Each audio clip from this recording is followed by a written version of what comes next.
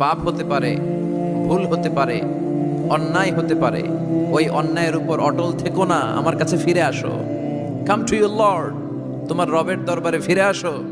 ক্ষমার মতো ক্ষমা চাও, ক্ষমার মতো ক্ষমা চাইলে আমি সব ক্ষমা করে দেব। সুবহানাল্লাহ পড়েন।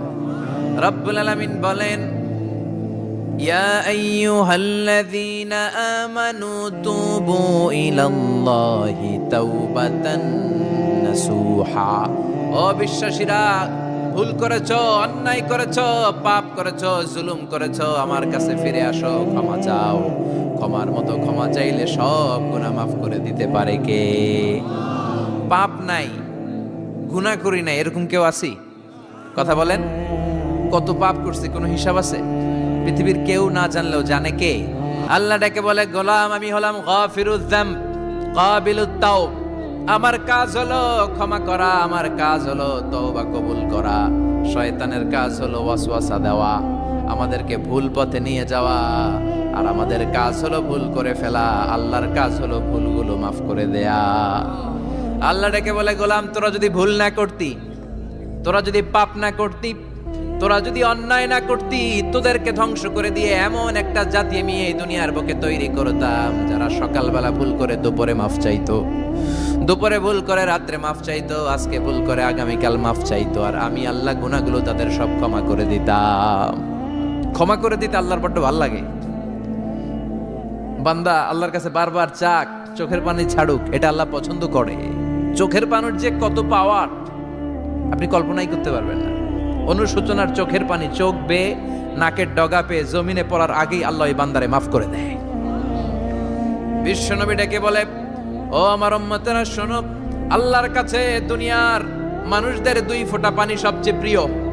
এক হলো জিহাদের ময়দানে রক্তের ফোঁটা, দুই হলো অনুতপ্ত বান্দার চোখের পানির ফোঁটা।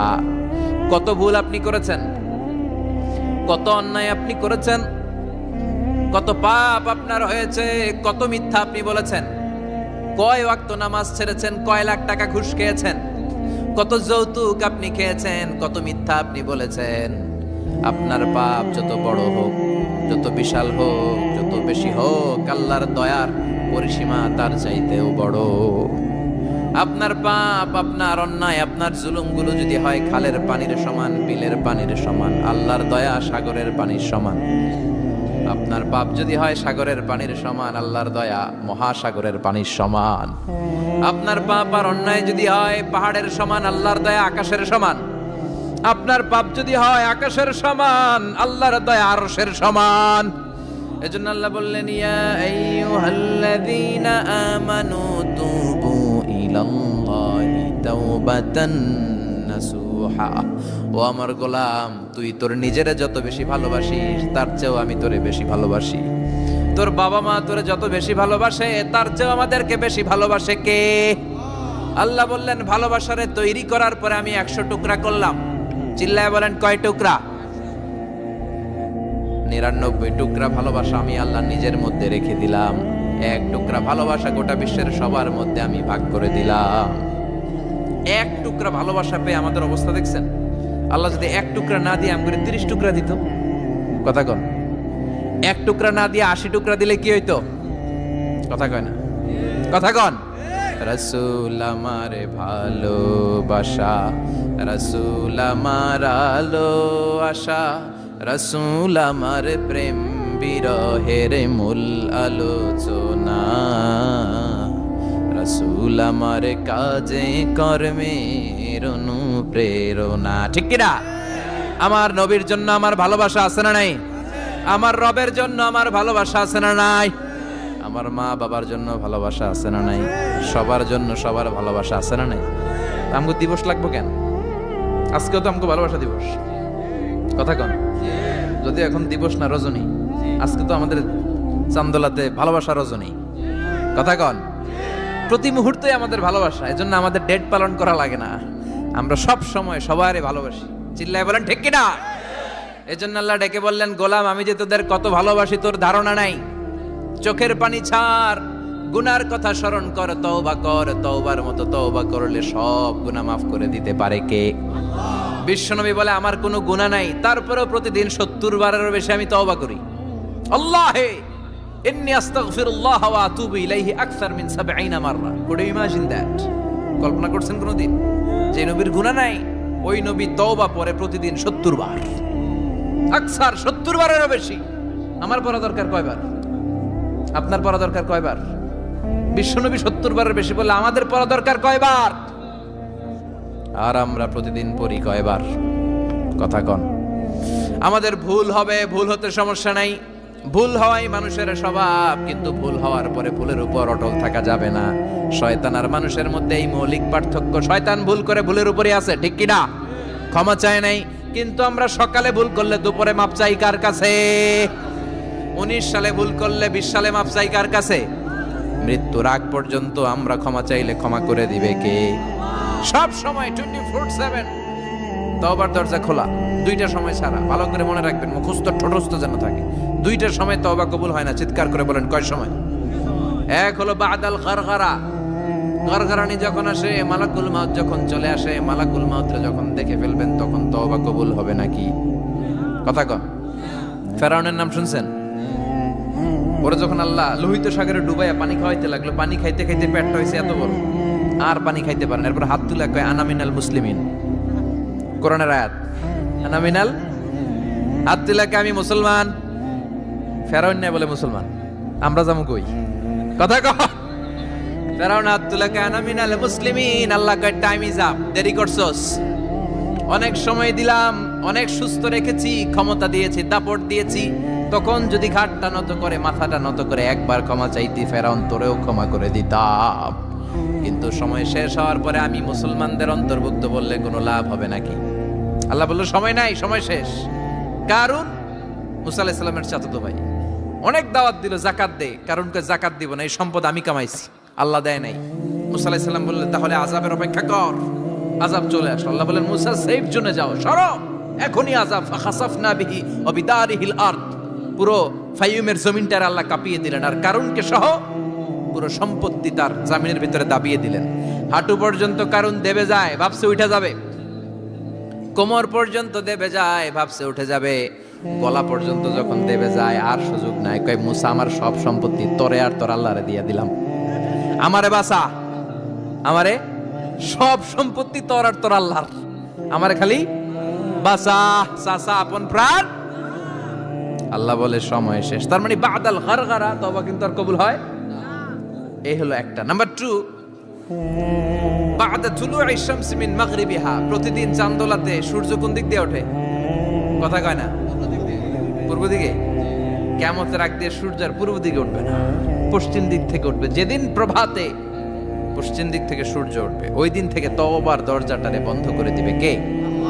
তার আগ মুহূর্ত পর্যন্ত জীবনে যত গুনাহ করেছি, অন্যায় করেছি, চোখের পানি ছেড়ে ক্ষমা চাইলে ক্ষমা করবে কে?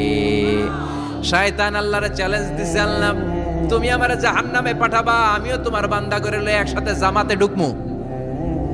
একা ঢুকবো না, একা যাব না, তোমার বান্দাদেরকে সবগুলারে জাহান্নামী বানায়া তারপরে ঢুকমু। তোমারে চ্যালেঞ্জ দিলাম, একটারও জান্নাতে ঢুকাইতে পারবা? আল্লাহকে তুই আমারে চ্যালেঞ্জ দিলি? আমি তো সব রাজার বড় রাজা, মহারাজা, আমারে চ্যালেঞ্জ দেশ, এত সাহস পাইলি কই? তুই আজীবন ওয়াসওয়াসা দিয়ে পাপ কাজ করাবি, একদিন তাফসীর মাহফিলে এসে আমার বান্দা ক্ষমা চাবে, আমি মাফ করে দেবো, তুই কি করবি? আজীবন অন্যায় করবে, আজীবন পাপ করবে, জুলুম করবে, একদিন চোখের পানি ছেড়ে আমার কাছে কান্নার মতো কান্না করলে আমি সব গুনাহ মাফ করে দেব। এজন্য আল্লাহ বললেন ইয়া আইয়ুহাল্লাযীনা আমানু তুবু ইলাল্লাহি তাওবাতান নাসুহা। ভুল করেছো, তওবা করো, মাফ করবে কে? সাইয়েদনা আদম আলাইহিস সালাম ভুল করলেন, দুনিয়ায় এসে শত শত বছর কাঁদলেন, কিন্তু ক্ষমা হয় না। আল্লাহরে বললেন আল্লাহ কি করলে ক্ষমা পাবো বলো?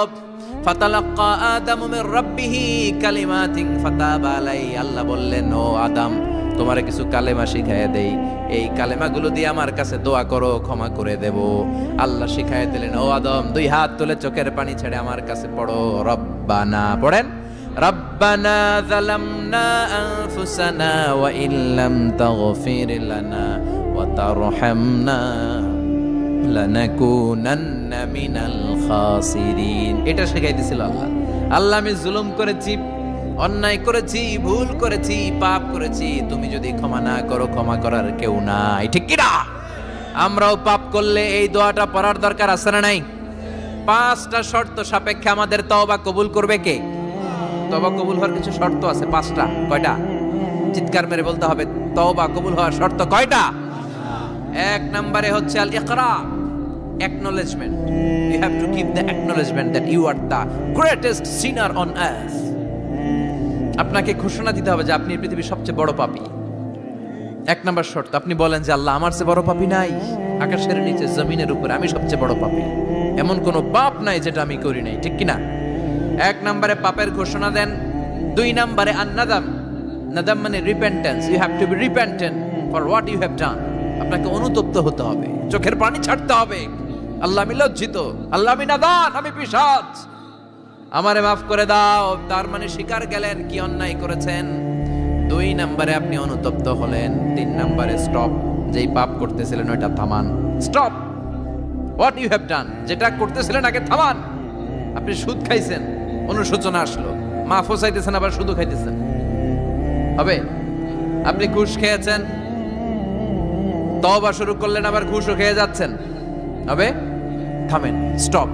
3টা গেল। 4 number, to hate what you have done, ঘৃণা করতে হবে, যে পাপটা করেছেন মন থেকে ওই পাপটাকে ঘৃণা করতে হবে। 5 নাম্বার শর্ত হচ্ছে to determine that you never repeat this sin again in your life.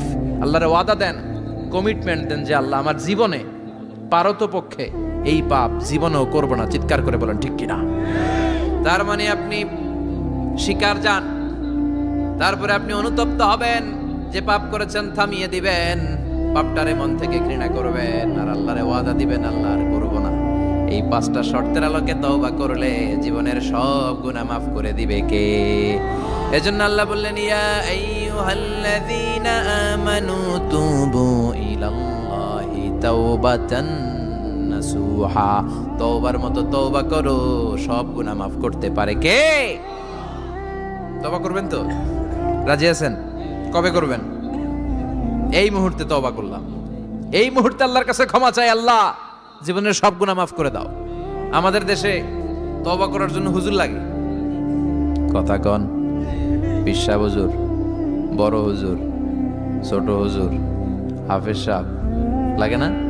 হাফেজ সাহেব, ইমাম সাহেব, এদের ছাড়া নাকি তওবা হয় না। না, এটা ভুয়া কথা।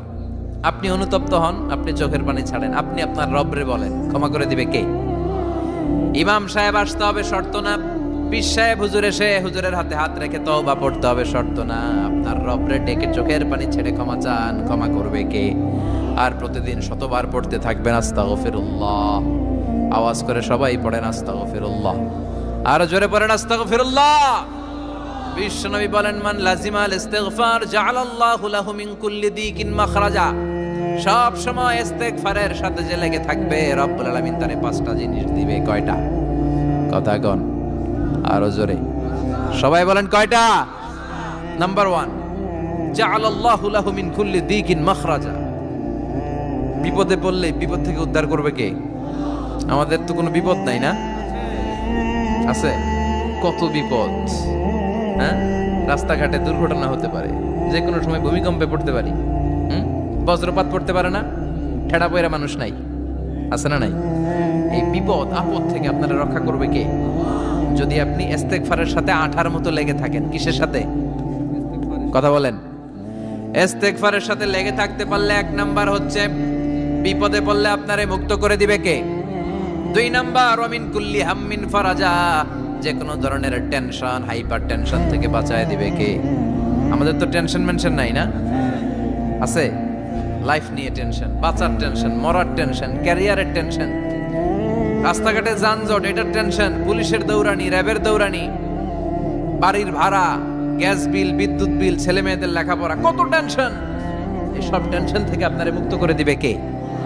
3 নম্বরে, ওয়ারযুকহু মিন হাইসু লা ইয়াহতাসিব। এমন জায়গা থেকে আল্লাহ আপনার রিজিকের ব্যবস্থা করবে আপনি কল্পনাই করতে পারবেন না। সুবহানাল্লাহ পড়েন। 4 নম্বরে, সবসময় ইস্তেগফার যদি পড়া হয়, আল্লাহর কোনো আযাব ওই বান্দার উপরে আসে না।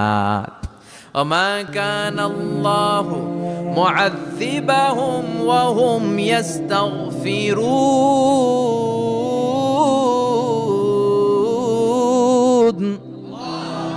যতক্ষণ আমার বান্দা আমার কাছে ইস্তেগফার পড়তে থাকে আমার কোনো আযাব বান্দারে পাবে না। যতক্ষণ ইস্তেগফার পড়বেন আল্লাহর কোনো আযাব আপনার উপর আসবে না। 4টা গেল। 5 নাম্বার, বারবার ইস্তেগফার পড়লে রফিক ভাই আল্লাহ আপনারে মুস্তাজাবুদ দাওয়া বানিয়ে, দোয়া করা মাত্র কবুল করে নেবে কে? মুস্তাজাবুদ দাওয়া বুঝেন তো? মানে যিনি হাত তুলতে দেরি কবুল হতে দেরি হয় না। বারবার বারবার ইস্তেগফার পড়ে দেখেন যে আপনার দোয়া কেমনে কবুল হয়। এজন্য আসল ঘর হচ্ছে কবরের ঘর। কিন্তু আমরা এই মরিচিকার পেছনে ছুটে বেড়াই। ধোকা, এটা একটা ধোকা। সবাই ব্যস্ত, সুপার বিজি, খুব ব্যস্ত।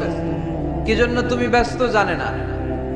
মরিচিকা, কাসারাত, মরিচিকা, ধোকা, লালসা। বল তু'থিরুনাল হায়াতাদ দুনিয়া ওয়াল আখিরাতু খায়রু ওয়া আবকা। তোমরা দুনিয়ার জীবনকে প্রাধান্য দাও, কিন্তু আখিরাত হচ্ছে শ্রেষ্ঠ এবং স্থায়ী। কথাটা কার? এজন্য প্রতিযোগিতা যদি করতে হয় আখিরাত কামানোর প্রতিযোগিতা করব, ঠিক কি না? কিন্তু আমরা করি ক্ষমতা অর্জনের প্রতিযোগিতা, ক্ষমতার দাপট দেখানোর প্রতিযোগিতা, ক্ষমতার লড়াইয়ে টিকে থাকার প্রতিযোগিতা। সব আমার আমার, এই আমার আমার কথাটা খুব খারাপ। এখন থেকে আমার না বলে আমাদের বলবেন। কি বলবেন? আমাদের। তাহলে অহংকার একটু কমবে। মানুষের অহংকার থাকা উচিত না। হাল আতা আলাল ইনসানি হিনুম মিনাদ দাহর লাম ইয়াকুন শাইআম মাযকুরা। মানুষ কি তার সৃষ্টির দিকে একটু নজর করে তাকায় না? সে কি ছিল? সৃষ্টির শুরুতে সে উল্লেখ করার মতো কিছুই ছিল না। এই যে আমরা যখন ছোট্ট ছিলাম, বয়স যখন আমার 3, 2, তখন আমি কি কি করছিলাম মনে আছে? স্মৃতির পাতা হাতড়াতে হাতড়াতে পেছনে যেতে যেতে কত বছর বয়স পর্যন্ত আপনি ঘটনা বা স্মৃতি মনে রাখতে পেরেছেন বলেন? আমি মিজানুর রহমান আজহারি সর্বোচ্চ 3 বছরের, আমার বয়স যখন 3 ততটুকু খেয়াল আছে। এরপরে আমি আর খেয়াল নাই কি হয়েছিল আমার 2 বছর বয়সে। আমার বয়স যখন 6 মাস, I don't know anything about it, কিচ্ছু জানি না। মায়ের পেটের ভেতরে 9 মাস নাকি ছিলাম শুনছি, কিন্তু কি হয়েছে আমি জানি না। আপনি যদি আপনার স্মৃতির পাতা হাতড়াতে হাতড়াতে পেছনে যান, কতটুকু মনে আছে আপনার? কত বছর বয়সে? হ্যাঁ, কয় বছর? 4 বা 5। এর আগের কথা আমরা জানি না। কিন্তু মায়ের পেটের ভেতরে আমার লালন পালন করলো কে? কত ক্ষুদ্র আমি, কত তুচ্ছ আমি, কত নগণ্য আমি। এক ফোঁটা নাপাক পানি থেকে আল্লাহ আমারে তৈরি করলো। Sperm drop, blood clot, little flesh, কিচ্ছু ছিলাম না। জোকের মতো, ব্যাঙের বাচ্চার মতো ছোট্ট মায়ের জরায়ুর দেয়ালে লেপ্টে ছিল। সেখান থেকে আস্তে আস্তে আমারে বড় করলো কে? আমার ভেতরে রুহের ফুৎকার দিল কে? 2টা জিনিস আল্লাহ সেট করে দিল। রুহের ফুৎকার দিল আর 2 কাঁধে 2 ফেরেশতা দিল, ঠিক কিনা? আবার যখন চলে যাব রুহও উড়াল দিবে, ফেরেশতারাও চলে যাবে। 2 কাঁধে ছিল যে তোমারে 2 জনা পাহারা, তোমারে একলা থইয়া পলাইছে তাহারা। তোমার 8 কুঠুরি 9 দরজা বন্ধ, এবার হলো রে হলো মুখে আল্লাহ রসুল সবে বলো। দুয়ারে আইসাছে পালকি নাইহরি গাও তোলো রে তোলো, মুখে আল্লাহ রসুল সবে বলো, ঠিক কিনা? সময় যখন শেষ উড়াল দেবে রুহটা। 2 কাঁধের ফেরেশতা আপনারা রেখে চলে যাবে। তাহলে গর্ব করার মতো, অহংকার করার মতো এই দুনিয়ায় আমার কিছু আছে? ওয়াখুলিকাল ইনসানু দাঈফা। কেন এই মেসেজগুলো আমরা মনে রাখি না? আমরা তো দুর্বল। আমরা কি সবাই বলেন? পিছনের ওনারা অনেক সবল, এজন্য দুর্বল বলতে লজ্জা পাচ্ছে। আমরা কি শুধু কি দুর্বল? দুর্বলের ঘরের দুর্বল। আমি দুর্বল, আমার বাবা দুর্বল, আমার দাদা দুর্বল, আমার 14 গোষ্ঠী দুর্বল। এজন্য আমরা দুর্বলের ঘরের। এই মাহফিলের পেছন থেকে কেউ যদি বলে হুজুর সাপ, কি বলছে? আসলে সাপ নাই, খালি কইছে সাপ। এরপরে মুজাহিদদেরকে আর খুঁজে পাওয়া যাবে না, সব দৌড়। সাপ বাদ দেন, বাবা ব্যাং চেনেন না? নারায়ণগঞ্জে নাই না? বাবা ব্যাং কি করে? লাফায় না? সাপ না, সাপ তো অনেক ভয়ঙ্কর। বাবা ব্যাং, 2টা বাবা ব্যাং এদিকে, 2টা এদিকে, আর বাকি 2টা এদিকে। 6টা বাবা ব্যাং যদি ছেড়ে দেয় কি হবে? ব্যাং লাফাবেন আপনি লাফাবেন? ব্যাং আর কি লাফ দিবে, তার চেয়ে বড় লাফ দিবেন আপনি, ঠিক কিনা?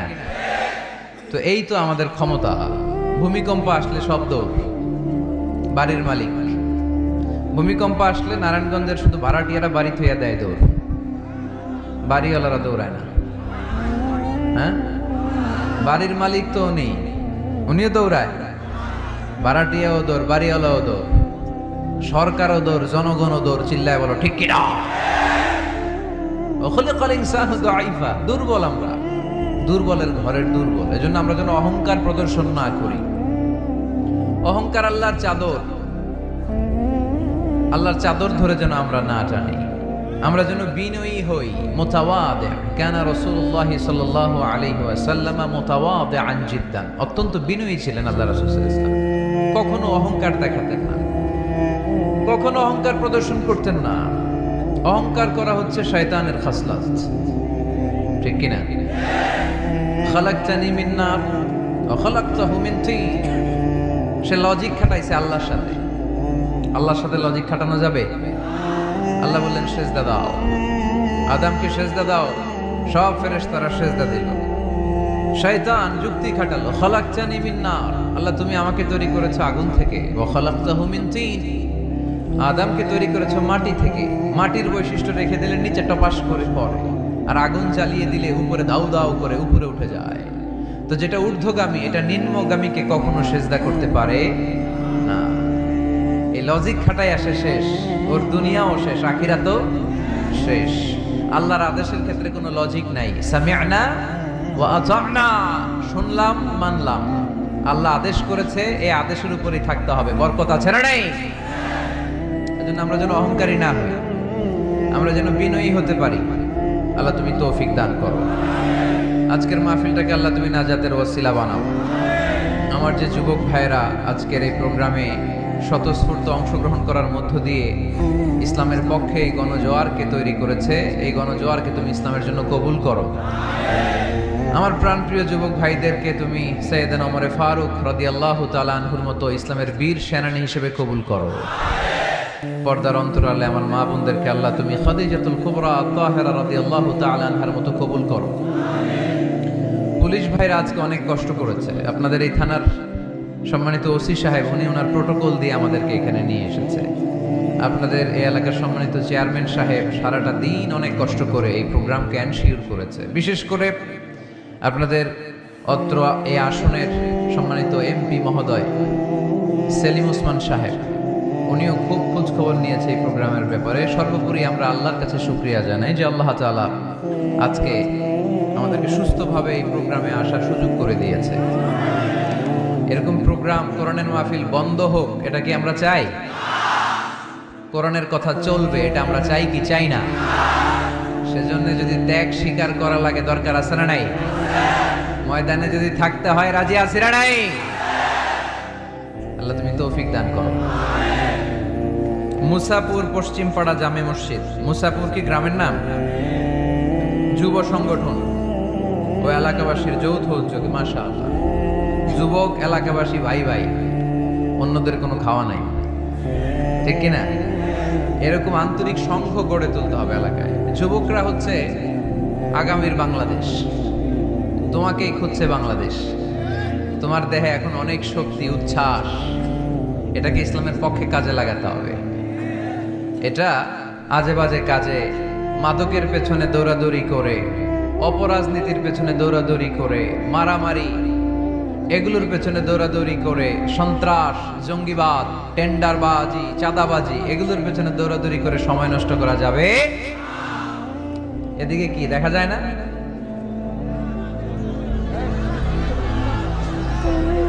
স্টেজের এই পাশে যারা আছেন একটু যাবেন, সামান্য চাপলেই ওনারা দেখতে চায়, দেখতে চায়।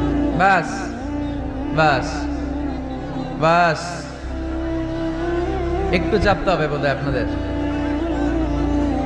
মাশাআল্লাহ মাশাআল্লাহ, বসো বসো বসো, ঠিক আছে। নারায়ণগঞ্জের ছেলেরা অনেক ভদ্র। অন্যান্য জেলায় আমার আধা ঘন্টা লাগে থামাইতে, এই দিকে দেখে না, ওইদিকে মানুষের স্রোত, ধাক্কা ধাক্কি, এইদিকে জায়গা হয় না, বিশাল প্যান্ডেল, 1,00,000 লোক বসতে পারে, জায়গা করছে, এরপরও জায়গা হয় না। সর্বোচ্চ চেষ্টা করেছে কমিটি, আমি জানি তাদের সর্বোচ্চটা দিয়ে চেষ্টা করেছে। আসার পরে তারা আবেগ আপ্লুত হয়ে গিয়েছে। খায় নাই নাকি, সারাদিন খায় নাই, অনেক কষ্ট করেছে আমি জানি। এই জন্য আপনারা সহযোগিতা করবেন। নারায়ণগঞ্জের ছেলেরা অনেক ভদ্র। গতকাল আমার এলাকায় মাতো এলেই আমি ঠিক করতে পারি নাই, আধা ঘন্টা সময় নিছে। এদিকে কয় হুজুর দেখি না, আপনি আসেন। ওদিকে গেছি, কয় এদিকেও আসতে হবে। ওরা এদিকে যে এদের সাথে দেখা করলাম, সব শেষে আধা ঘন্টা 35 মিনিট পরে এরা ঠান্ডা হয়েছে। তারপরে লোকের ধাক্কা থাকি। এই গণজোয়ার এগুলো কোরআনের বিজয়ের একটা সাক্ষী, বিজয়ের একটা সাইন, ঠিক কিনা? এই বিজয়কে কি কেউ ঠেকায় রাখতে পারবে? দুনিয়ার কোনো লাভের জন্য আমরা আসছি? একজনকে খুশি করার জন্য এসেছি, তিনি কে? এই বিজয়ের জন্য যদি সর্বোচ্চ স্যাক্রিফাইসের নাজরানা পেশ করতে হয়, আমরা রাজি আছি না নাই? কারা কারা রাজি? দুহাত উঁচু করে আল্লাহর দেখায়।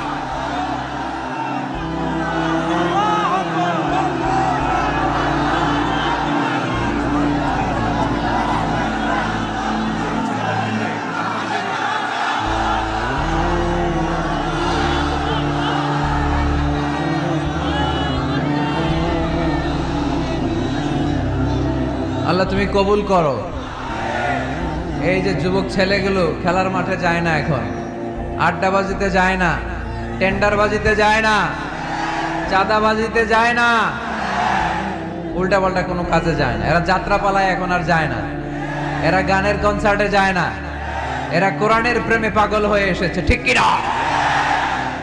কোনো বিরিয়ানির প্যাকেট আছে নাকি আজকে? তাইলে গণজোয়ার এটা কোরআনের পক্ষে না বিপক্ষে? আমরা কোরআনের পক্ষে থাকতে চাই কি চাই না? আল্লাহ তুমি আমাদেরকে কবুল করো। কোরআনের প্রতি ভালোবাসাকে ইসলামের বিজয়ের জন্য তুমি কবুল করে নাও। এজন্য যুবক যারা আছো, তোমরা আগামীর বাংলাদেশ। তুমি বাংলাদেশ, তুমি বাংলাদেশ। 10 বছর 20 বছর এমন ভাবে আমরা বাংলাদেশের জন্য কাজ করব যাতে গোটা বিশ্ব বাংলাদেশের নাম শুনলে এটা একটা সমৃদ্ধ দেশ, সুখী দেশ, একটা মডেল কান্ট্রি, এই হিসেবে যেন বাংলাদেশকে এক্সাম্পল দিতে পারে, ঠিক কিনা? সেজন্য তোমাদেরকে কাজ করতে হবে খুব বেশি। অলসতা করা যাবে? কাজে কোনো লজ্জা নেই, লজ্জা হচ্ছে অলসতায়। Never underestimate any job. কোনো চাকরি, কোনো ব্যবসাকে ছোট চোখে দেখবে না, whether it small or big. ছোট চাকরি হোক, ছোট ব্যবসা হোক, আমরা করব। আমরা স্বাবলম্বী হতে চাই, নিজের পায়ে দাঁড়াতে চাই, আমরা আত্মমর্যাদা সম্পন্ন মুসলিম হতে চাই, ঠিক কিনা?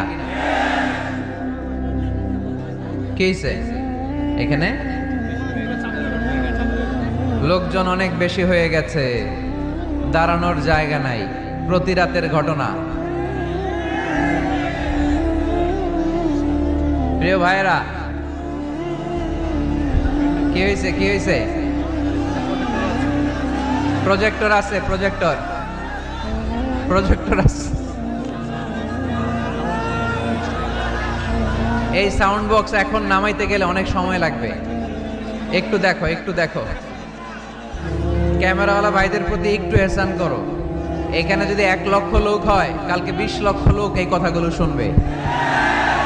এই নারায়ণগঞ্জের যুবক ভাইদের উসিলায় কোটি মানুষ কোরআনের পথে আসুক, আমরা চাই কি চাই না? আমরা কোরআনের জন্য সব করতে পারি, সব বিলিয়ে দিতে পারি। আজকের এই 1 ঘন্টার কষ্ট আমাদের কাছে কোনো কষ্টই না, তাই না? মাশাআল্লাহ, মাশাআল্লাহ, এই তো চমৎকার। বেশি নাড়াচাড়া করো না, বেশি নাড়াচাড়া করা যাবে না। আস্তে করে রেখে চুপ করে বসে যাও, চুপ করে বসে যাও। এই তো ছেলেপেলেরা অনেক ভদ্র, ঠিক আছে, আওয়াজ হবে না। জায়গা না পেলে দাঁড়িয়ে শোনো। বলছিলাম যুবকরা হচ্ছে আগামীর বাংলাদেশ। কাজকে ছোট করা যাবে না। যে কোনো কাজ পেলেই করা শুরু করতে হবে। নতুন চাকরি পেলে, নতুন ব্যবসা পেলে এরপরে ধরবা, কিন্তু বাবুগিরি দেখিয়ে অলসতা করে বসে থাকা যাবে? কাজ ছোট হোক বা বড় হোক, বরকত দেয় কে? সুন্দরভাবে করলে প্রত্যেকটা কাজে বরকত আছে না নাই? যে কোনো কাজ করো না ভাই, যে কোনো কাজ করো, তা যেন হয় সবার চেয়ে সবচেয়ে সুন্দর। যে কোনো কাজ করো না ভাই, যে কোনো কাজ করো, তা যেন হয় সবার চেয়ে সবচেয়ে সুন্দর। হোক না সেটা পড়া লেখা, রঙের ভাষায় ছবি আঁকা, হোক না সেটা পড়া লেখা। রঙের ভাষায় ছবি আঁকা, হোক না সেটা সামান্য কাজ কিংবা মহত্তর, তা যেন হয় সবার চেয়ে সবচেয়ে সুন্দর। যে কোনো কাজ করো না ভাই, যে কোনো কাজ করো, তা যেন হয় সবার চেয়ে সবচেয়ে সুন্দর। ঠিক কিনা? যেটাই করি না কেন কাজ যেন সুন্দর হয়, কাজটা যেন এক্সাম্পল স্থাপন করার মতো হয়। তাহলে ওই কাজে বরকত দিবে কে? মাইক অপারেটর কে? আরেকটু স্ট্রং করতে হবে, আরেকটু স্ট্রং করো। ঠিক আছে, আমি বলছি, আল্লাহ রাসূল সাল্লাল্লাহু আলাইহি ওয়াসাল্লাম যখন তোমাদের মতো যুবক, তিনি কি অলস ছিলেন? মা বাআসাল্লাহু নাবিয়ান ইল্লা রাআল গানাম। এই পৃথিবীতে এমন কোন নবী ছিল না যে নবীরা ছাগল চড়ায় নাই। সুবহানাল্লাহ বলবা না? ছাগল চড়িয়েছেন আমার প্রিয় নবী মুহাম্মদ সাল্লাল্লাহু আলাইহি ওয়াসাল্লাম। মরুভূমিতে তিনি ছাগল চড়াতেন অল্প কিছু পারিশ্রমিকের বিনিময়ে। সাহাবারা বললেন, ইয়া রাসূলুল্লাহ, সব নবী ছাগল চড়িয়েছে বুঝলাম, আপনিও? আল্লাহ রাসূল বললেন, হ্যাঁ আমিও কুনতু আরআহা আলা কারারিতি আহলি মক্কা। মক্কাবাসীদের দেয়া অল্প কিছু পারিশ্রমিকের বিনিময়ে মক্কা শহরে আমি নিজেও ছাগল চড়িয়েছি। কাজকে ডিফারেন্সিয়েট করে নাই, ছোট বড় না, কাজ যেটা পাও করতে হবে।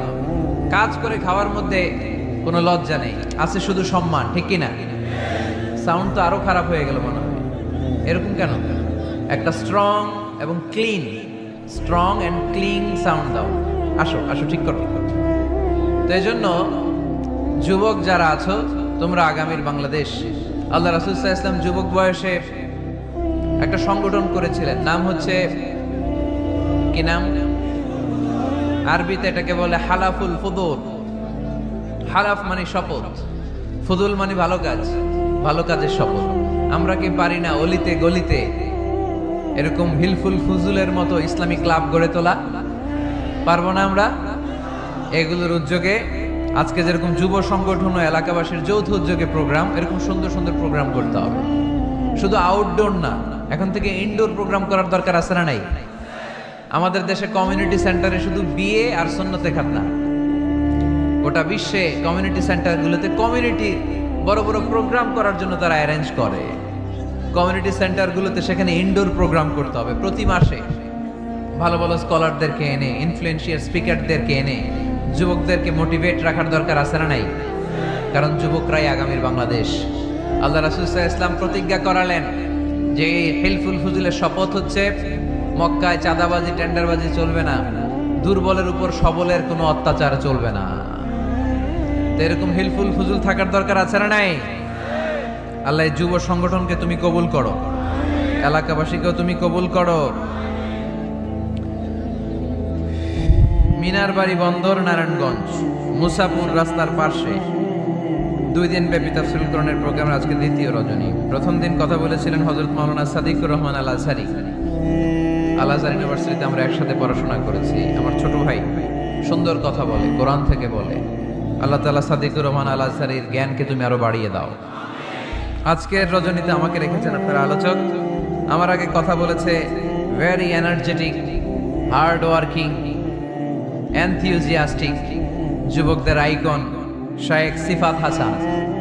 সে আমারেও মাঝে মাঝে বসায় ওয়াজ করে, সুন্দর সুন্দর কথা শোনায় সে আমাকে, আমিও মন্ত্রমুগ্ধ হয়ে শুনি। যুবকরা যেখানেই আছে ওখানে এনার্জি আছে না নাই? যুবকদের থেকে কথা শুনতে হবে, কারণ যুবকদের মধ্যে আছে অনেক শক্তি। এই শক্তিকে আমরা পজিটিভ ওয়েতে দিন কষ্ট করছে, এখনো যোগাযোগ মেনটেন করে যাচ্ছে। এরকম নেতা আমাদের থানাগুলোতে থাকুক, আমরা চাই কি চাই না? যারা কোরআনের মাহফিল বন্ধ করে না, অ্যারেঞ্জ করে দেয়, আয়োজন করে দেয়, সারাদিন গাদার মতো খাটুনি খেটে কোরআনের মাহফিলে রাত্রেবেলা নিজে উপস্থিত থেকে সার্থক করে দেয়। আমরা এ ধরনের নেতাদেরকে চাই যারা সবসময় কোরআনের পক্ষে থাকবে, ঠিক কিনা? আল্লাহ পাক অত্র এলাকার চেয়ারম্যান মহোদয়কে তুমি কোরআনের জন্য কবুল করো। আরো অনেক বিশেষ অতিথি এই প্রোগ্রামে উপস্থিত হয়েছেন। সম্মানিত অনেক অতিথিবৃন্দদের নাম এখানে আছে যারা এই প্রোগ্রামের জন্য কষ্ট করেছে। আমরা সবার জন্য দোয়া করি, আল্লাহ তুমি সবাইকে কবুল করো। আসুন আমরা আর সময় নষ্ট না করে সরাসরি মহাবিশ্বের মহাবিশ্বয় মহাগ্রন্থ আল কোরআনুল কারীম থেকে কথা শুনি। আমি আমার খুতবার শুরুতে আপনাদের খেদমতে সূরাতু আল মুমিনুনের প্রথম আয়াত তেলাওয়াত করেছি। এই সূরায় আল্লাহ তাআলা মুমিনদের 7টি গুণের কথা বলেছেন, যে গুণগুলো একজন মুমিন হিসেবে আমাদের জীবনে থাকা দরকার আছে। এই 7টি গুণ আজকে আমরা জেনে যাব মানার উদ্দেশ্যে, ঠিক কি না? ওয়াজ কি শুধু শোনার জন্য শোনা? শুনতে চাইলে তো ইউটিউবেও শোনা যায় না? ইউটিউবে ওয়াজ শোনেন না আপনারা? আমার ওয়াজ শুনছেন? কারা কারা দেখি? মাশাআল্লাহ, আমরা হাত নামাই প্রত্যেক দিন। হ্যাঁ, মাশাআল্লাহ মাশাআল্লাহ মাশাআল্লাহ। আল্লাহ তুমি কবুল করো। এই ইউটিউবটারে আমরা ভালো কাজে লাগাবো। গান শোনা ছেড়ে দিছো? মাশাআল্লাহ, আল্লাহ তুমি কবুল করো। এটা অনেক ভালো কথা যে আমরা আজে বাজে কাজে আর সময় নষ্ট করি না। ইন্টারনেট ইউজ করলেও এটা কোরআনের কাজেই লাগাই, ঠিক কি না? তো ওয়াজ কিন্তু ইউটিউবেও শোনা যায়, কিন্তু এখানে আমরা এসেছি একটা স্পিরিট নিয়ে যাব। সরাসরি কথা শোনার আর বলার মধ্যে একটা তাসির প্রভাব আছে না নাই? তো এজন্য বিশ্বাসীদের যে 7টা গুণাবলী আজকে এগুলো আমরা জেনে যাব, যাতে করে আমরা মানতে পারি, পালন করতে পারি, ঠিক কি না? সূরাটার নাম হচ্ছে সূরাতুল মুমিনুন। সূরার নাম কি?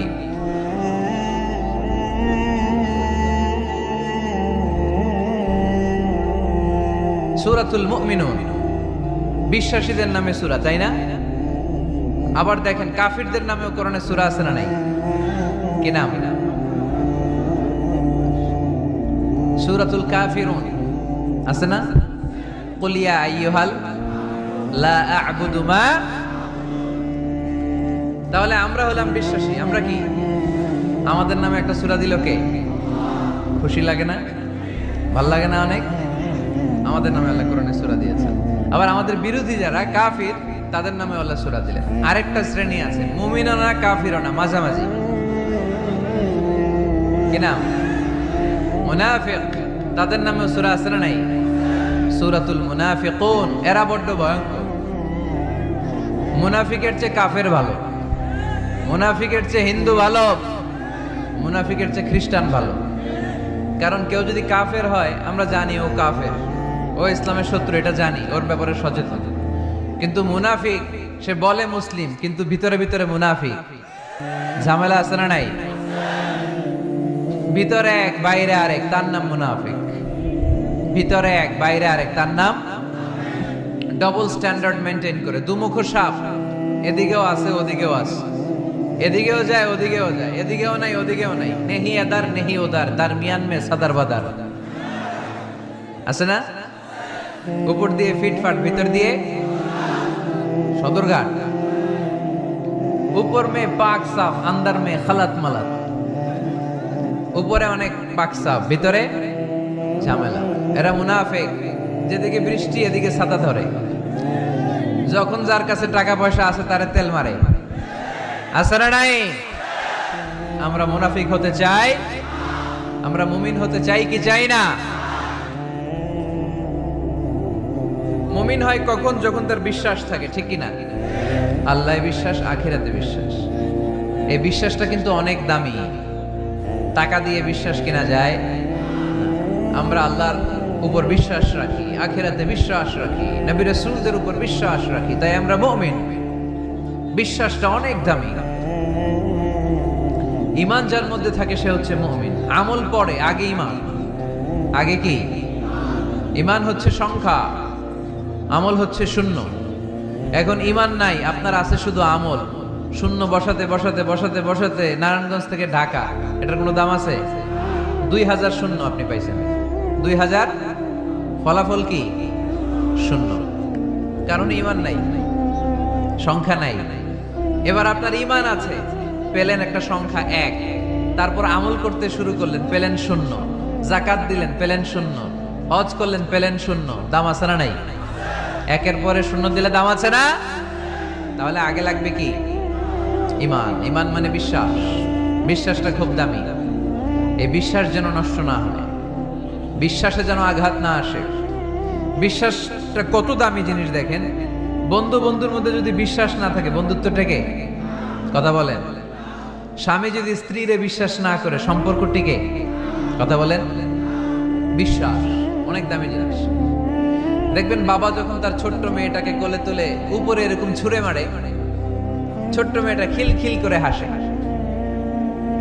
যদি নিচে পড়ে যায় ভর্তা হয়ে যাবে, তারপরেও হাসে, কারণ মেয়েটার বাবার উপর বিশ্বাস আছে, বাবা আমারে ফেলে দিবে না, বাবা ঠিকই আমাকে কোলে তুলে নেবে, ঠিক কিনা? মেয়েটার বাবার প্রতি অগাধ বিশ্বাস। ঢাকা থেকে একজন গ্রিন লাইনের বাসে উঠছে, টিকিট কাটছে কক্সবাজারে। গ্রিন লাইনের বাসের নাম শুনছেন তো না? কক্সবাজার যাবে। ব্যাগ ট্যাগ নিয়ে বাসে উঠেই দেখবেন অনেক হাই প্রোফাইলের লোকেরা ল্যাপটপ নিয়ে, টাকা পয়সা নিয়ে বাসের উপরে ব্যাগ রেখে আরামসে ঘুম দিচ্ছে। বাইরে প্রচন্ড বৃষ্টি, তার কোনো টেনশন নাই। সে যদি টেনশন করতো তাহলে ঘুমাইতে পারতো? তাহলে তো তাকায় থাকা লাগতো এরকম, দেখি তো বাসওয়ালা কই যায়। কক্সবাজারের টিকিট কাটছি, সকালবেলা উঠে যদি দেখি কক্সবাজার না নিয়ে যশোর চলে গেছে, ভেজাল আছে না? তার মোটেও টেনশন নাই, কারণ গ্রিন লাইন কোম্পানির প্রতি এই ক্লায়েন্টের অনেক বিশ্বাস। আমি আরামসে চাদর গায়ে দিয়ে একটা ঘুম দিব, সকালে ঠিকই এই গ্রিন লাইনের বাস আমাকে কক্সবাজার নামিয়ে দিবে। চিল্লায় বলেন ঠিক কিনা? তার মানে বিশ্বাসটা অনেক জরুরি। বিশ্বাসে মিলাই বস্তু, তর্কে বহুদূর। এজন্য আমরা বিশ্বাসী হতে চাই। আমরা কি হতে চাই? আর বিশ্বাসীদের নামে এই সূরাটা ডেডিকেট করলেন কে? সূরাতুল মুমিনুন। সূরাটার নাম কি? আরো জোরে বলেন, কি নাম? সূরাতুল মুমিনুন। এই সূরাটা নাজিলের একটা ব্যাকগ্রাউন্ড আছে, শানে নুজুল, কোন সময় কোন প্রেক্ষাপটে নাজিল হলো। এটা শুনলে সূরার তাফসীর বুঝতে আমাদের সুবিধা হবে। আল্লাহ রাসূল সাল্লাল্লাহু আলাইহি ওয়াসাল্লাম সাহাবাদেরকে নিয়ে বসা, হঠাৎ করে ওমরে ফারুক মৌমাছির আওয়াজ শুনতে পেলেন, বন বন বন বন আওয়াজ। হাদিসটা এসেছে মুসনাদ ইবনে আহমদ ইবনে হাম্বলে, সুনানি তিরমিজিতে। বন বন মৌমাছির যখন আওয়াজ, ওমরে ফারুক মৌমাছি খুঁজতে আরম্ভ করলেন, কিন্তু কোনো মৌমাছি উনি খুঁজে পান না। তখন উনি বুঝতে পেলেন আসলে এটা মৌমাছি না, এখনই আল্লাহ রাসূল সাল্লাল্লাহু আলাইহি ওয়াসাল্লামের উপর কোরআনের আয়াত নাজিল করতেছে কে? অনেকগুলো পদ্ধতিতে আল্লাহ রাসূল সাল্লাল্লাহু আলাইহি ওয়াসাল্লামের কাছে কোরআন এসেছে। আমরা তো মাগনা মাগনা কোরআন পাইছি, সুন্দর করে এমদাদিয়া কোম্পানি ছাপাই দিছে, আব্বা কিনা বাসায় নিয়ে আসছে, এবার আমি রমজান মাসে কোরআনের খতম দেই। আহা, আল্লাহ রাসূল সাল্লাল্লাহু আলাইহি ওয়াসাল্লাম কি এত সহজে কোরআন পেয়েছে? অনেক কষ্ট করে তিনি কোরআন রিসিভ করতেন। মিসলা সালসালাতিল জারাস, মাঝে মাঝে ঘন্টার ধ্বনির মতো কোরআন নাজিল হতো। প্রাইমারি স্কুল ছুটি হলে দপ্তরি ঘন্টা বাজায় না, ধাম ধাম বিকট আওয়াজ হয়। এরকম আওয়াজে যখন কোরআন নাজিল হতো, আল্লাহ রাসূল সাল্লাল্লাহু আলাইহি ওয়াসাল্লাম কোরআন রিসিভ করতে যেয়ে ঘেমে যেতেন শীতের রাতে। আজকে একটা শৈত্য প্রবাহ গেছে না, প্রচন্ড শীত। দুপুরবেলা আমার প্রোগ্রাম ছিল কিশোরগঞ্জের, কি নাম, পাকুন্দিয়া। প্রচন্ড শীতে লোকজন কাঁপছিল। আপনাদের তো প্যান্ডেল আছে, ওদের প্যান্ডেলও ছিল না, খোলা ময়দানে লক্ষ লক্ষ মানুষ। প্রচন্ড শীতের রাতে আম্মা জান আয়েশা রাদিয়াল্লাহু তাআলা আনহা উনি কাঁপতেন, আর এই কোরআন রিসিভ করতে যে বিষ্ণু ঈসা ইসলাম ঘামতেন। সুবহানাল্লাহ বলতে পারলেন না? এত কঠিন ছিল ওহি রিসিভ করা। ইন্না সানুলকি আলাইকা কওলান সাকিলা, নবী হে এই কোরআনের বাণীটা অনেক সাকিল, ভারী, এত ভারী। ওটের উপর বসে থাকা অবস্থায় যখন কোরআন নাজিল হতো, তখন রাসূল সাল্লাল্লাহু আলাইহি ওয়াসাল্লাম যে ওটের উপর বসে আছেন, ওটের পা গুলো জমিনে গেড়ে যেত। ঘোড়ার উপর বসে থাকা অবস্থায় কোরআন নাজিল হলে ঘোড়াটা দাঁড়ানো থেকে বসে যেত। মাঝে মাঝে সাহাবাদের গায়ে হেলান দিয়ে পায়ের মধ্যে মাথা রেখে রাসূল সাল্লাল্লাহু আলাইহি ওয়াসাল্লাম শুয়ে থাকতেন। এক সাহাবীর পায়ে মাথা রেখে আল্লাহ রাসূল সাল্লাল্লাহু আলাইহি ওয়াসাল্লাম শুয়ে আছেন, তিনি টেরই পাচ্ছেন না। হঠাৎ করে কোরআনের আয়াত নাজিল হতে লাগলো। সাহাবী বললেন, হঠাৎ করে আমি টের পেলাম বিশ্বনবীর মাথাটা অনেক ভারী হয়ে গেল। আমার মনে হচ্ছে যে রাসূল সাল্লাল্লাহু আলাইহি ওয়াসাল্লামের মাথার ভারে আমার পায়ের হাড়টি ফেটে খান খান হয়ে যাবে। সুবহানাল্লাহ বলেন। তো এই কঠিন কোরআন যখন রাসূল সাল্লাল্লাহু আলাইহি ওয়াসাল্লাম রিসিভ করতেন, তিনি ঘেমে যেতেন। আবার মাঝে মাঝে সাইয়েদনা জিবরাইল আলাইহিস সালাম সরাসরি ওনার সূরাতে আসতেন কোরআন নিয়ে। হেরা পর্বতে আর সিদরাতুল মুনতাহায়, এই দুই জায়গায় আল্লাহ রাসূল সাল্লাল্লাহু আলাইহি ওয়াসাল্লাম সাইয়েদনা জিবরাইল আলাইহিস সালামের মূল আকৃতিতে ওনাকে দেখতে পেয়েছিলেন। মাঝে মাঝে স্বপ্ন যুগে আসতো এই ওহী। পর্দার আড়াল থেকে মেরাজের রাতে তিনি পেয়েছেন ওহী। মাঝে মাঝে ইউলকা ফি কুলুবি রাসূলিল্লাহ, আল্লাহ রাসূল সাল্লাল্লাহু আলাইহি ওয়াসাল্লামের অন্তরে ওহী ঢেলে দেয়া হতো। আর মাঝে মাঝে মিসলা সাউতিন নাহাল, মৌমাছির ভনভন ভনভন আওয়াজের মতো কোরআন নাজিল করতো কে? ভনভন আওয়াজ দেখে ওমরে ফারুক বুঝলেন এটা আসলে মৌমাছি না, কোরআনের আয়াত। কোরআনের আয়াত নাজিল শেষ, আল্লাহ রাসূল সাল্লাল্লাহু আলাইহি ওয়াসাল্লাম চেহারা ঘুরিয়ে সাহাবীদের দিকে মুখ করে বসলেন আর বললেন, এইমাত্র সূরাতুল মুমিনুনের শুরুর দিককার আয়াতগুলো আমার কাছে নাজিল হয়েছে। এখানে আল্লাহ তাআলা মুমিনের 7টি গুণের কথা বলেছে। কয়টি? সবাই বলতে হবে, কয়টি গুণ? আল্লাহ রাসূল বললেন, মান আকামা হুন্না দাখালাল জান্নাহ। এই 7টা গুণ যে মানবে আল্লাহ তাআলা জান্নাতুল ফেরদাউসের মালিক বানায় দিবে। আজকে এই 7টা গুণের ব্যাপারে আমরা জেনে যাব ইনশাআল্লাহ। পড়ি আর জোরে পড়ে ইনশাআল্লাহ। আর যদি আপনাদের কষ্ট হয় ওঠা বসা করবেন না, হাত তুলে দাঁড়িয়ে যাবেন, বলবেন হুজুর কষ্ট হচ্ছে। দুই একজনের কাছ থেকে শুনলেই দোয়া করে বিদায়, সংক্ষেপ করে দেবেন ইনশাআল্লাহ। মাইকের সাউন্ডে আমি প্রাণ পাচ্ছি না। আমি বলতেছি একটু ইকো দিয়ে দেখো প্রাণ পাওয়া যায় কিনা। একটু ইকো দাও তো দেখি, বেশি দিও না, আবার একটু দাও। দুর্বল সাউন্ড, দুর্বল। প্রতি রাতে আমাদেরকে কথা বলতে হয়। সাউন্ড সিস্টেম যদি ডিজিটাল সাউন্ড সিস্টেম না হয়, দুর্বল হয়, আমাদেরকে শাউট করতে হয়। একদিনের জন্য শাউট করে আমার গলা ভাঙলে আমার জীবন ধন্য, সমস্যা নাই। কিন্তু আমার তো একদিন না। নোয়াখালীর লোকেরা কয় হুজুর আন্নাগো একদিন আঙ্গো ব্যাগ দিন, মানে আপনাদের একদিন হলো আমাদের ব্যাগ দিন, মানে প্রতিদিন। কি হয়েছে? সাপ কই? বসো বসো। তাহলে মুমিনের কয় গুণ? গলায় আওয়াজ নাই। কয়টা গুণ? শেষ পর্যন্ত এরকম আওয়াজ লাগবে আমার। আওয়াজ তোলা যাবে? মাশাআল্লাহ। 7টা গুণ আজকে আমরা শুনবো। আল্লাহ শুরু করছেন, قد أفلح المؤمنون الذين هم في صلاتهم خاشعون। সফল হয়েছে তারা, ঈমান এনেছে যারা। কার কথা? সফলতার মানদণ্ড আল্লাহ দিয়েছেন ঈমান। আপনি যদি টাকাওয়ালা হন আপনি সফল না, যদি ঈমান না থাকে, ঠিক কিনা? আপনি যদি ক্ষমতাওয়ালা হন আপনি সফল না, যদি ঈমান না থাকে, ঠিক কিনা? আপনি অনেক বড় সেলিব্রিটি কিন্তু ঈমান নাই, আল্লাহর মানদণ্ডে আপনি সফল না, ঠিক কিনা? এজন্য আল্লাহ বলেছেন সফল হয়েছে তারা, ঈমান এনেছে। আমি বলবো সফল হয়েছে তারা, আপনারা বলবেন ঈমান এনেছে যারা। আওয়াজ তুলে বলেন সফল হয়েছে কারা? যারা ঈমানদার তারা সফল। قد أفلح المؤمنون, successful indeed are the believers. তারাই সফল যারা ঈমানদার। তবে যেন ঈমানদার নয়, তাদের 7টা বৈশিষ্ট্য থাকা চাই। কয়টা? 1 নম্বর আল্লাহ বলছেন আল্লাযীনা হুম ফি সালাতিহিম খাশিউন। তারা যখন সালাতে দাঁড়ায় দিন দুনিয়ার হুঁশ থাকে না, তারা ভীত সন্ত্রস্ত হয়ে আল্লাহর দিকে রুজু হয়ে সালাত আদায় করে। নামাজে যখন দাঁড়াবো দুনিয়ার কোনো হুঁশ জ্ঞান আমাদের থাকতে পারবে? আমাদের হুঁশ থাকবে একদিকে, তিনি কে? সালাতে কায়েম করো, সালাতে কায়েম করো, হবে সম্মানী তুমি, হবে জান্নাতি তুমি, হবে সম্মানী তুমি, হবে জান্নাতি তুমি। দিবে কাল হাসরে শীতল ছায়া আরশে আজিম, রাব্বিয়াল আলা রাব্বিয়াল আযীম। পড়েন রাব্বিয়াল আলা রাব্বিয়াল আযীম। আলহামদুলিল্লাহ। আল্লাযীনা হুম ফি সালাতিহিম খাশিউন।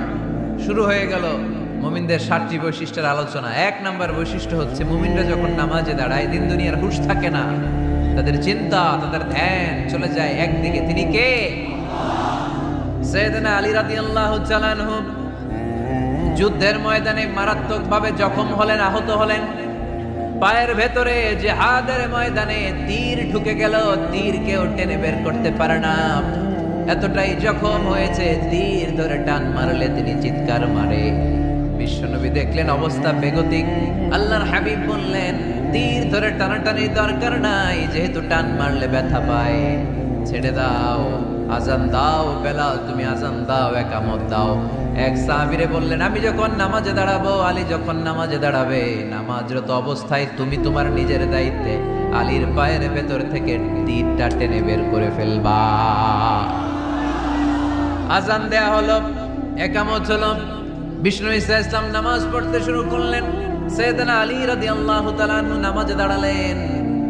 ওই সাহাবী দাঁড়ান নাই, বিশ্বনবীর পরামর্শ অনুযায়ী কাতারের ভেতর দিয়ে যে বিশ্বনবীর মেয়ের জামাতা সাইয়েদনা আলী রাদিয়াল্লাহু তাআলা আনহুর পা থেকে টান মেরে তীর বের করেছে। টান দিয়ে তীর খোলা হয়েছে, কিন্তু সাইয়েদনা আলী মুহূর্তের জন্য টের পান না। আগে টান মারতেছে, ব্যথা পায়, চিৎকার মারে, কিন্তু সালাতের অবস্থায় টান মেরে তীর বের করেছে, উনি টেরই পান নাই। আল্লাহু আকবার। তার মানে যখন নামাজে তিনি দাঁড়িয়েছেন, দিন দুনিয়ার হুঁশ তার ছিল না। তার হুঁশ, জ্ঞান, চিন্তা, ধ্যান সব কিছু চলে গিয়েছে একজনের দিকে, তিনি কে? এজন্য বিশ্বনবী বলতেন, আনতা আবুদাল্লাহ কাআন্নাকা তারা ফাইন লাম তাকুন তারাহু ফাইন্নাহু ইয়ারাক। এমন ভাবে নামাজ পড়বে, মনে করবে তুমি আল্লাহকে দেখে দেখে নামাজের মুসল্লায় আছো, ঠিক কি না? যখন নামাজ পড়বা ভাববা তুমি আল্লাহকে দেখছো। আর যদি এটা কষ্ট হয়, অ্যাটলিস্ট এটা ভাবো যে আল্লাহ তোমায় দেখছে। আমাদেরকে দেখে কে? আমি যে নামাজ পড়ি দেখে কে? এই চিন্তাটা মাথায় থাকার দরকার আছে না নাই? কিরে ভাই, এখানে তো ধাক্কাধাক্কি করে লাভ নাই। প্রজেক্টর গুলো কোন দিকে? প্রজেক্টর আছে ওই যে পেছনে প্রজেক্টর, ওখানে চলে যাও। এখানে দেখার জন্য যদি ধাক্কাধাক্কি করো বিশৃঙ্খলা হবে। সাউন্ড নাই। এই মাইকটা কি কাজ করে না তোমার? তো সাউন্ড পায় না কেন?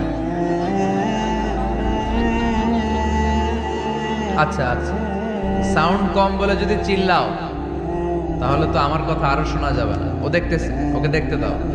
এত বড় গ্যাদারিং এ এইদিকে সমস্যা হবে, ওদিকে তার ছিঁড়ে যাবে, ওদিকে সাউন্ড বক্স নষ্ট হয়ে যাবে, এটা খুব স্বাভাবিক।